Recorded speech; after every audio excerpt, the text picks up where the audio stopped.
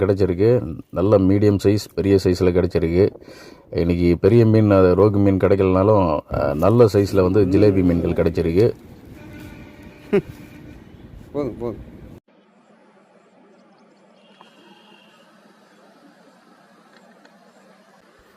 இப்போ பாருங்கள், சூரியன் மறையவும் நிலவும் வரவு கரெக்டாக இருக்குது. அரை நிலவை சூப்பராக எடுத்திருக்காரு கேமராமேன். சூப்பராக ஜூம் பண்ணி அழகாக காட்டியிருக்காரு.